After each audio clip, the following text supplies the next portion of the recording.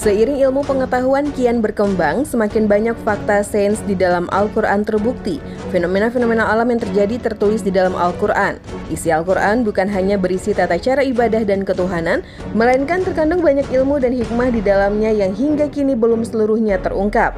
Hal ini menunjukkan Al-Quran bukan karangan manusia, melainkan firman Allah yang kebenarannya tak diragukan. Berikut beberapa fenomena alam yang tercantum dalam Al-Quran.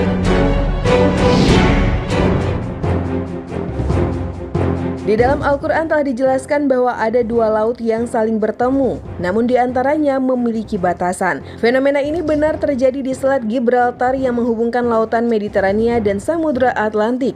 Menurut para ilmuwan, fenomena ini terjadi karena air laut dari Samudra Atlantik dan dari Laut Mediterania memiliki karakteristik yang berbeda. Dilihat dari suhu air, kadar garam, dan kerapatannya. Fenomena bertemunya dua lautan ini telah dijelaskan Al-Quran berabad-abad silam dalam surah Ar-Rahman ayat 19 hingga 20.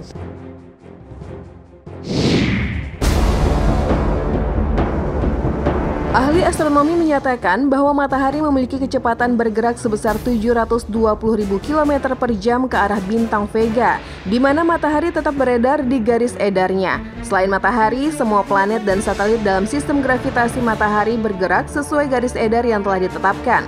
Jauh sebelum ilmu teori ini ditemukan, Al-Quran sudah menyebutkannya dalam surah Al-Anbiya ayat ke-33, di mana dalam firman tersebut membahas sekilas tentang adanya malam dan siang, matahari dan juga bulan. Bahkan dalam Al-Quran juga terdapat surah Az-Zariyat ayat 7 yang menyebutkan bahwasanya langit memiliki jalan yang dimaksud di dalamnya adalah berupa garis edar.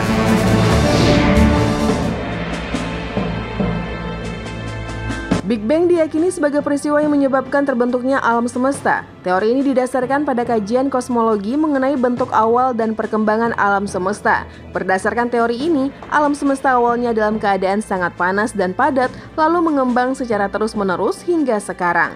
Sebelum penemuan teori tersebut, peristiwa ini sudah disampaikan di dalam Al-Quran surah Al-Anbiya ayat ke-30. Dalam bahasa Al-Quran tentang teori Big Bang, pengembangan alam dan pembentukan bintang disebutkan dengan kalimat, Dia yang meninggikan bangunannya yaitu langit lalu menyempurnakannya.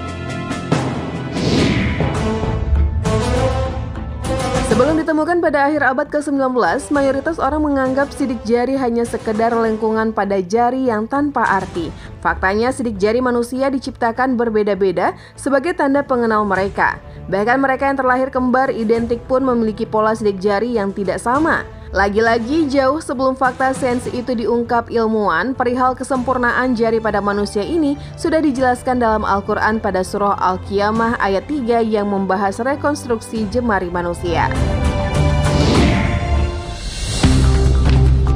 Para ilmuwan menyepakati bahwa proses turunnya hujan dimulai dengan adanya pembentukan awan tebal dan dorongan angin hingga proses selanjutnya.